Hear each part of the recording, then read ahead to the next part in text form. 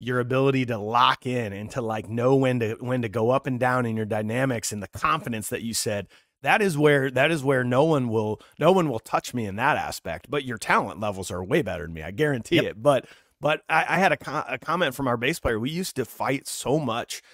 I come from the 90s, right? Like, I'm learning how to play drums to 90s rock and roll by listening to it. And if you go back and listen to 90s rock and roll grunge, those drummers are just so lazy. Let's just put it this way. They're so behind the beat in everything that they do, where it's almost hard to listen to if you go back on it. And my bass player would be like, come on, get on the click. I'm like, I am on the click. I'm here. What are you talking about?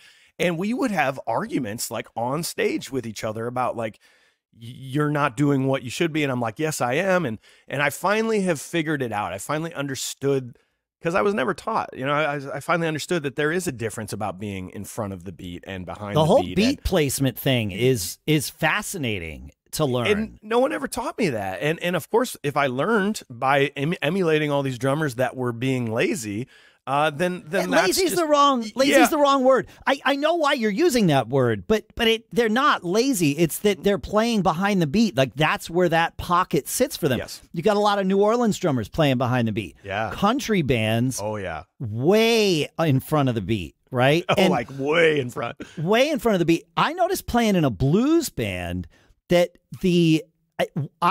and it's usually the drummer has to be right on the beat, and the bass player plays behind it, and that creates that big fat pocket, right? But if both people are playing behind it in a blues band, it doesn't work as well. Yeah. It can be the bass player driving it. I played one night with this guy. He sat in, this guy, Larry Lange. He's passed away since. He was Delbert McClinton, I think. It might have been his bass player. No, yeah, it might have been McClinton's. Anyway, talented guy, right? He just happened to show up on 6th Street in Austin one night. And the guys in the band knew him because they played with him in Lubbock 100 years before or whatever. And so he gets on the stage and grabs the bass, and it's just a trio. So it's me and the guitar player, who's the singer, and Larry. And we played Tore Down, Clapton's,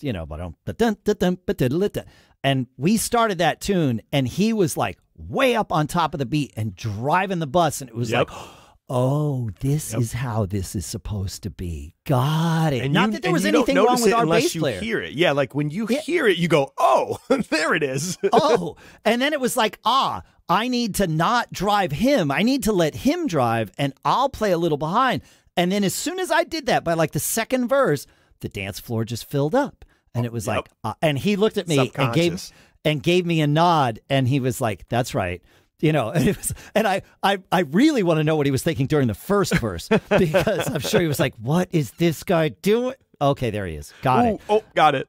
Got it. But it's your ability to understand that is such an important skill. And I think those are the things that these young musicians need to learn, like those kind of skills, the unteachable skills, in a way, of like just doing it and understanding it and being around people that are like, no, hold on, listen to this.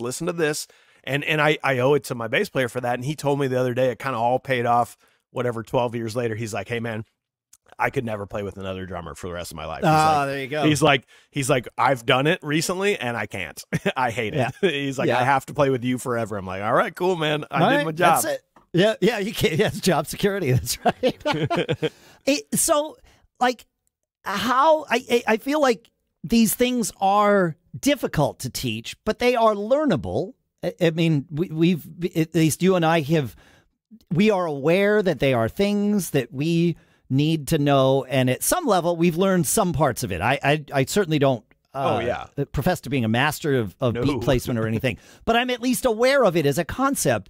And the way I like to think of it, just for the benefit of listeners, and this isn't just for drummers, I think everybody, the band is better off when everyone understands that beat placement. Like I said with Larry, he came on stage and he was playing ahead of the beat, and so I had to play behind it to create that pocket. Yep. And he didn't join me behind the beat. He stayed where he was. He stayed home, and that's what created that pocket. And so, in an effort to begin to teach this, as I started to become aware of it and was trying to think about, like, okay, well, I mean, the time doesn't change. The tempo doesn't change. Correct. You don't want the tempo to speed up or slow down depending on whether you're ahead, behind, or right on the beat. So I started thinking of each beat as a circle. And there's like the middle of it. And then it's like okay, well, yeah, but where am I placing? Yeah. And a lot of times as a drummer, I'll place the kick drum on the beat and the snare a little behind. Okay. That's right? kind of how I play. My snare is generally lags a little bit, you know? Yeah, exactly. But how do you think of it in your head? I mean, like I said, to me, I see a circle and I play in different spots of the circle, but the circle moves around at hopefully the same tempo, you know, the whole song. I don't think about it visually. I think about it more the way I hear it. And, you know, like our entire show is to click tracks. So I will find myself listening to the click and then seeing if I can make it disappear. You know, like, so if I make the click disappear to where you're wondering, is the click still playing? That means you are spot right on the click. You are on the beat. And then I'll try to slowly move it. I'll try to be like, no, push it a little forward to where we can hear it again. And then I'll try to lag a little bit and see if it goes away and then it comes back again. And I'll play that game a little bit just to see what feels right kind of in the songs. But generally the stuff we play is very up tempo, and you know, and it's very like get on top of that, and that's where the band wants me to be. So I will at least be on it or pushing it if I can. Or but pushing. I like to hear it audibly a little bit, you know. That's smart, and I mean, the fact that you're doing that on stage communicates that there is plenty of confidence in you, because that's a scary thing if you don't have the confidence with the click. You like it. This is definitely something that I would advise folks to do in the practice room, first alone, and then in the rehearsal room with the band before you start doing this on stage.